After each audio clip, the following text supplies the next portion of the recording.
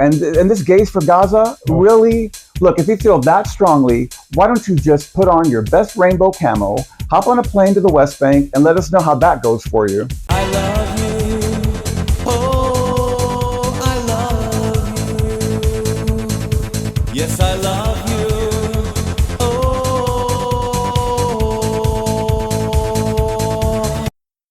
Welcome to the End Times.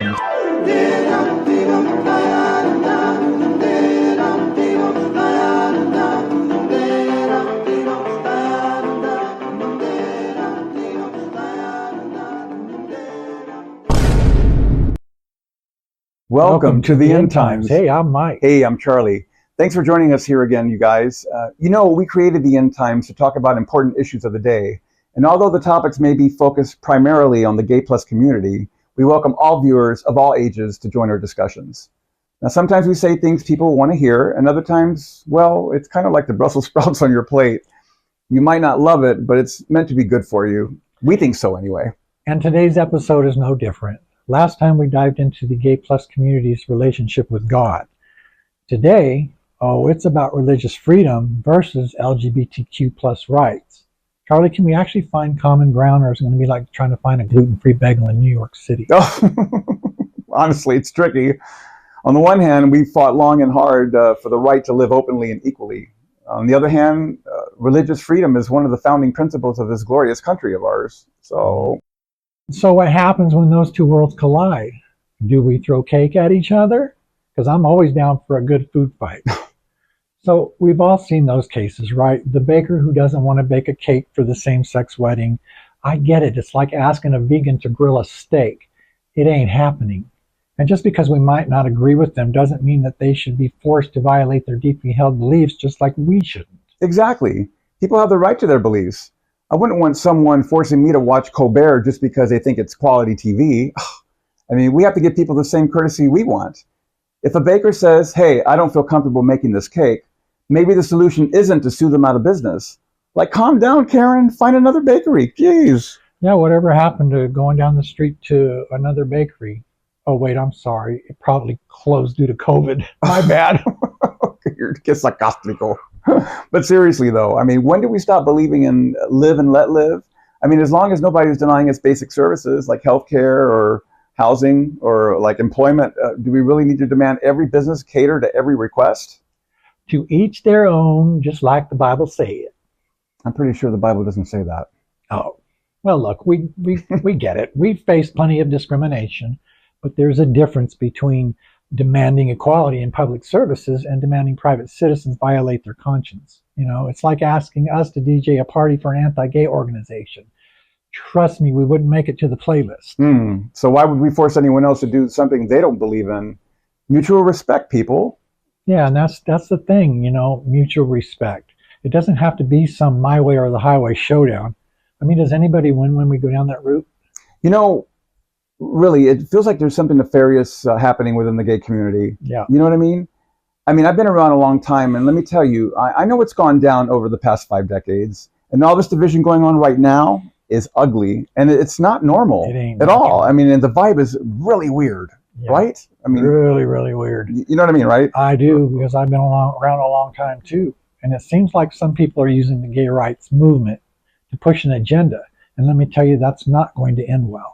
We worked so hard, 3 decades of endless brunch meetings to get the Marriage Equality Act passed.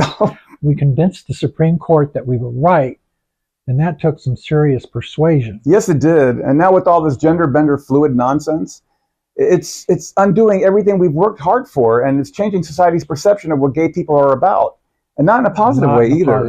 No, and this Gays for Gaza, really? Look, if you feel that strongly, why don't you just put on your best rainbow camo, hop on a plane to the West Bank, and let us know how that goes for you.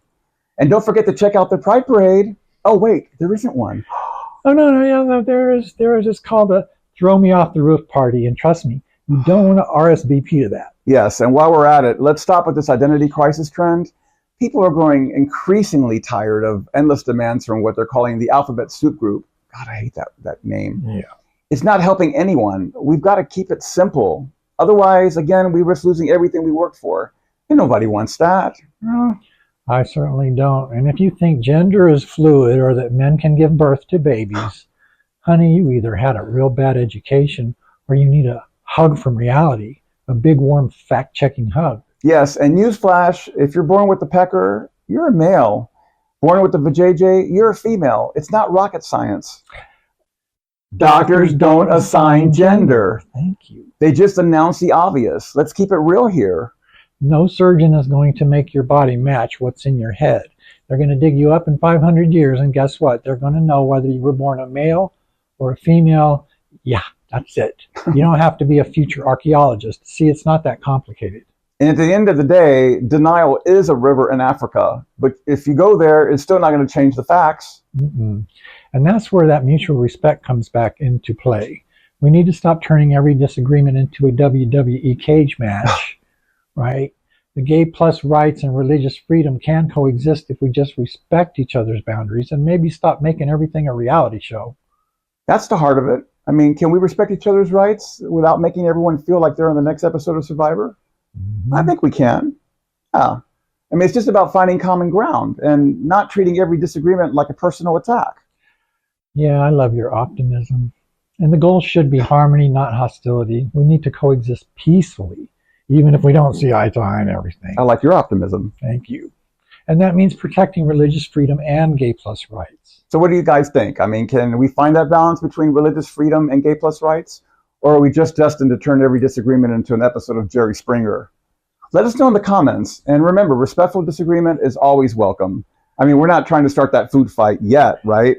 Well, not yet anyways. And guys, don't forget to like and subscribe and hit that notification bell.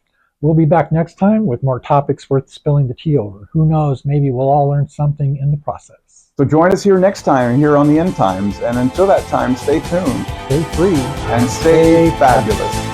Bye.